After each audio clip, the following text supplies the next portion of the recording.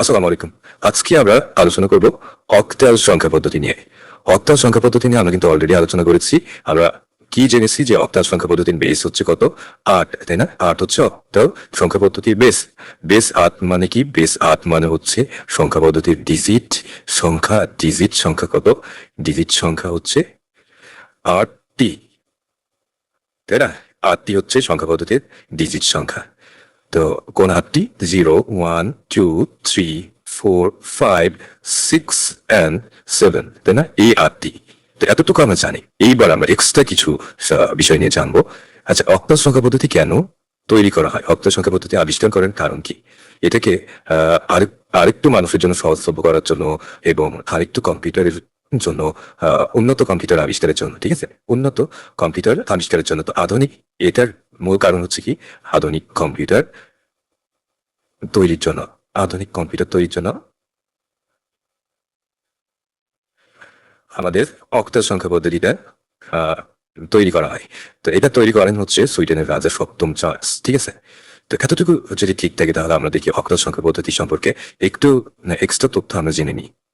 আমরা যেহেতু জানি যে অক্টাল সংখ্যা পদ্ধতি থেকে 0 থেকে 7 পর্যন্ত 8টি অঙ্ক দিয়ে গঠিত, সুতরাং যে অঙ্কই গঠিত হোক না কেন সেটা 0 থেকে 7-এর মধ্যে থাকতে হবে। সেই সংখ্যার অঙ্কগুলা 0 থেকে 7-এর মধ্যে হতে হবে।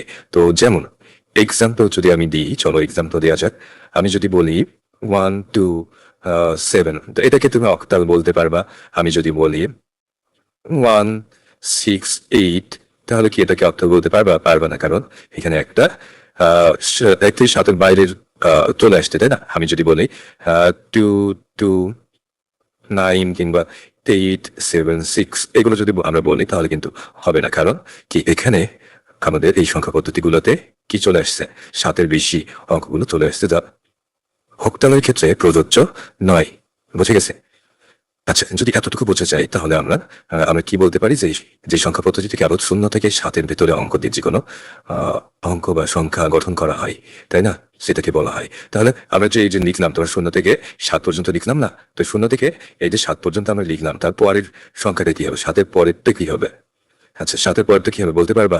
হ্যাঁ, 7-এর পরে আবার 0 থেকে কাউন্ট হবে। তো 0 এবং 1, যেহেতু 1টা কি অ্যালাউড, তাই না?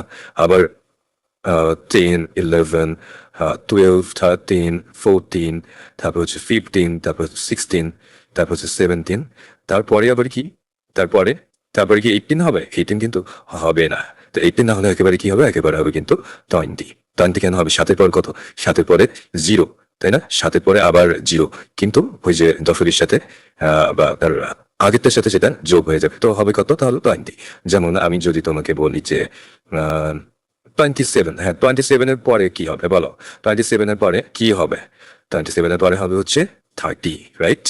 এখন আমি যদি তোমাকে বলি 77-এর পরে কি হবে বলো? এটা আমাকে কমেন্টে জানা। 77-এর পরে কি হবে? 7-এর পরে কি? হাত কি হবে? হাত হবে না, তাহলে 0। তাহলে ওই যে একটা বাড়তি আসছে, তাই না? 10, যে একটা বাড়তি সেটার সাথে যোগ হবে, তাহলে আবার কিন্তু কি হবে? 8 হয়ে যাবে। তার মানে কি আবার 10, তাহলে কত আসবে বলো? আইডিয়া করে এটা আমাকে কমেন্টে লিখে জানাও, এটা তোমাদের কাজ, ঠিক আছে? তারপরে চলো দেখি আমরা অক্টালের স্থানীয় মান সম্পর্কে আমরা দেখি। অক্টালের স্থানীয় মান সম্পর্কে আমরা দেখবো এখন। তো শুধু স্থানীয় মান, ঠিক আছে? স্থানীয় মান চলো আমরা দেখা যাক। আমরা জানি কি স্থানীয় মান কিভাবে লেখা হয়? Base, base two the power position, এই হিসেবে লেখা হয়, তাই না? পজিশন এই হিসেবে লেখা হয়। পজিশনটা লেখার কথা মনে আছে? পজিশনটা লেখার কথা মনে আছে? দশমিকের তোমার এক্সাক্ট বামে যেটা, অর্থাৎ এককের ঘর যেটা, সেটাই কি হবে? পজিশন। সেটাই পজিশন হবে হচ্ছে 0, তাই না? তো চলো আমরা লিখি। আমরা জাস্ট স্থানীয় মানটা লিখবো। আমরা বেসটা লিখে ফেলি সবগুলো। তো বেসটা প্রথমে লিখে ফেলা। আচ্ছা, আমি বাংলাতে লিখছি, হ্যাঁ, কিছু মনে করো না, আমি বাংলাতে লিখছি। 8, 8, 8, 8, 8। আচ্ছা, এইগুলো হচ্ছে স্থানীয় মান। তো এক্সাক্ট তোমার হচ্ছে বামে যেটা, সেটা পাওয়ার কথা হবে 0, তারপর সেটা কথা হবে 1, তারপরে 2, তারপরে হচ্ছে 3, তারপরে হবে 4, এবং বা তোমার হচ্ছে ডানের দিকে গেলে, অর্থাৎ তোমার দশমিকের যে এক্সাক্ট বামের যেটা, সেটা কি হবে? -1, তারপর -2। এগুলো দেখো, এগুলো কিন্তু তোমার যে শ্রেণী, সরি, যে সংখ্যা রেখা আছে, তাই না? সংখ্যা রেখার মতো না? সংখ্যা রেখার মতো মাঝখানে 0, তারপর 1, 2, 3, 4, 5, এইভাবে যাবে ইনফিনিটি পর্যন্ত। এবং শূন্যের পাশে যেগুলো, সেগুলো -1, -2, -3, -4, -5, এইভাবে যাবে, তাই না? তো এখানে এই গেল হচ্ছে আমাদের স্থানীয় মান লেখার নিয়ম অক্টালের ক্ষেত্রে, তাই না? অক্টালের ক্ষেত্রে এটা হচ্ছে আমাদের স্থানীয় মান লেখার নিয়ম, ঠিক আছে? যদি তাই হয় তাহলে তুমি বলো তো, এই যে এই হচ্ছে আমাদের পূর্ণাংশ, আর এই হচ্ছে আমাদের ভগ্নাংশ, তাই না? আর এইটা তো রেডিক্স পয়েন্ট তোমরা সবাই জানো, প্রথমে আলোচনা করা হয়েছে। তো বলো এই পূর্ণ অংশের ভিতরে মোস্ট সিগনিফিকেন্ট বিট কোনটা? মোস্ট সিগনিফিকেন্ট বিট কোনটা বলো? হ্যাঁ, মোস্ট সিগনিফিকেন্ট বিট হচ্ছে সব থেকে বড়টা, তাই না? অর্থাৎ সব থেকে বড় স্থানীয় মান যার, তার মানে কি যেটা সব থেকে বামে সেটা হচ্ছে মোস্ট সিগনিফিকেন্ট বিট, এবং যেটা হচ্ছে সব থেকে তোমার হচ্ছে ডানে অর্থাৎ সব থেকে ছোট যেটা সেটা হচ্ছে লেস সিগনিফিকেন্ট বিট, তাই না? কম গুরুত্ব যুক্ত সংখ্যা। এবং তোমার বলো ভগ্নাংশের ক্ষেত্রে এখানে ছোট কোনটা সব থেকে বলো তো? এখানে সব থেকে ছোট কোনটা? যার পাওয়ার মাইনাস সব থেকে কম, তাই না? সেটা সব থেকে বড়, তাই না? মাইনাসের দিক থেকে সব থেকে তোমার যেটা সব থেকে মাইনাসের দিক থেকে বেশি সেটা হবে কি সব থেকে কম, আর মাইনাসের দিক থেকে যেটা কম সেটা হবে সব থেকে বেশি। এটা তো সূচকের নিয়ম তোমরা জানোই সবাই। তো এইটা হচ্ছে তাহলে সব থেকে বেশি, অর্থাৎ এক্সাক্ট তোমার কিন্তু পূর্ণ সংখ্যার নিয়মেই চলে আসবে, তাই না? অর্থাৎ সর্ব বামে পূর্ণ সংখ্যা দেখছিলাম আমরা মোস্ট সিগনিফিকেন্ট বিট পাইছিলাম, এবং ভগ্নাংশের ক্ষেত্রে আমরা দেখছি সর্ব বামে আমরা কি পাইছি? মোস্ট সিগনিফিকেন্ট বিট কিন্তু পেয়ে গেছি। এবং এটা হচ্ছে লেস সিগনিফিকেন্ট বিট বা কম গুরুত্বযুক্ত সংখ্যা। তো এতটুকু বোঝা গেছে, আমরা শুধুমাত্র স্থানীয় মান নিয়ে কিন্তু আলোচনা করলাম। এখন আমরা কি জানি?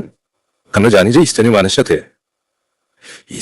সাথে নিজ মানটা গুণ করে তোমার বাকিগুলো একই সেম ওয়েতে করে যোগ করলে আমরা কি পাই? আমরা দশমিক ভ্যালুটা কিন্তু সহজে পেয়ে যাই, ঠিক আছে? এতটুকু তো তোমরা সবাই জানো, এতক্ষণে কিন্তু আমরা অলরেডি আলোচনা করে ফেলছি অলরেডি।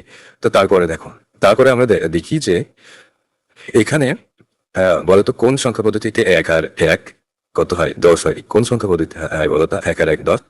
তার মানে কি? তার মানে হচ্ছে যে সংখ্যা পদ্ধতিতে একের পরে, ঠিক আছে, একের পরে আর কোনো ডিজিট নেই, তার মানে ডিজিট আছে কোনটা? 0 এবং 1। তাহলে ডিজিট আছে 0 এবং 1, যেটা কিসে আছে? এটা অবশ্যই আছে বাইনারিতে। তার মানে বাইনারিতে আমরা একের পরে কোনটা হয়? আমরা তো জানি যে 0 এর পরে হয় হচ্ছে 1, তাই না? সরি, 0 এর পরে হয় হচ্ছে 1, তাহলে 1 এর পরে কি হয়? 1 এর পরে হয় হচ্ছে 10, তাই না? এটা বাইনারির ক্ষেত্রে কিন্তু আমরা দেখে আসছি। এবং বাইনারিতে 10 এর পরেরটা কি হয়? 10 এর পরেরটা হয় হচ্ছে 11, তাই না? তারপরে 11-র পরেরটা কি হয়? 11-র পরেরটা হয় হচ্ছে কি বলতো? 11-র পরে কি 12 আছে? 12 নাই কিন্তু, একেবারে 100। 100 কেন? কারণ তোমার হচ্ছে ওই আর কি এক, একের পরে কি 10, তাই না? হাতে 1 থাকে, তাহলে একের পরে কি 10, হাতে 1 থেকে আর সেই একটা এর সামনে যাবে। তো এই আর কি, ঠিক আছে? এই ইজি, খুব ইজি। তো বাইনারির ক্ষেত্রে শুধুমাত্র আমরা জানি যে বাইনারির ভিত্তি যেহেতু এই দুইটা, ঠিক আছে, এই দুইটা সেহেতু এটা থাকবে বাইনারি। এবং এখানে 1 আর 1 যোগ করলে তো আমরা জানি কত হয়? 2 হয়। কিন্তু একের পরে 2 এটা তো আমরা জানি অন্যান্য সংখ্যা পদ্ধতিতে, কিন্তু তোমার হচ্ছে বাইনারিতে একের পরে 0-এর পরে 1 আসে, কিন্তু একের পরে কত আসে? একের পরে 1 0 আসে, ঠিক আছে? এইভাবে আমরা কিন্তু এক্সপ্লেন করে দিতে পারি আমরা পরীক্ষাতে, ঠিক আছে? আচ্ছা, তারপরে তুমি চাইলে যদি অক্টাল সম্পর্কে তো অলরেডি আলোচনা করছি, তাই না? এই যে 7-এর পর 10 হয় কখন, ঠিক আছে? এমন একটা প্রশ্ন কিন্তু আছে, 7-এর পর 10 হয় কখন? কখন বা কিভাবে?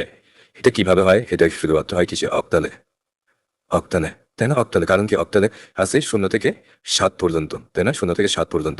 এবং 7-এর পরেই যেই আসবে সে 8 আসবে না তো, তাই না? 7-এর পরে আবার কত আসবে? 7-এর পরে 0 আসবে, এবং সামনে 1 থাকবে, মানে 1 হাতে থাকবে, বা আগে কিছু যদি যোগ না থাকে তাহলে সেখানে 1 বই যদি থাকে তাহলে সেটার সাথে যোগ হবে। এটা তো আমরা ছোটবেলায় যখন যোগ বিয়োগ করছি তখন শিখছি, তাই না?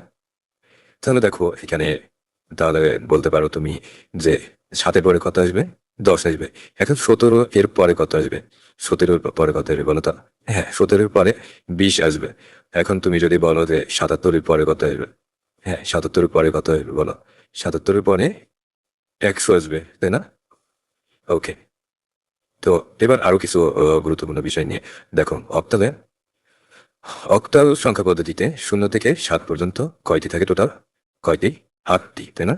0 থেকে 7 পর্যন্ত 8টি তোমার সংখ্যা বা বিট থাকে। তাহলে এখন দেখো, এখন আমরা যদি 0 থেকে 7-এর ভেতরে যে কোনো অঙ্ক যদি আমরা প্রকাশ করতে চাই, যেমন মনে করো তুমি 7কে প্রকাশ করতে যাচ্ছ, তাই না? 7কে প্রকাশ করতে যাচ্ছ, তাহলে বাইনারিতে কি করবা? 1 2 4। তাহলে বাইনারিতে কি করবা?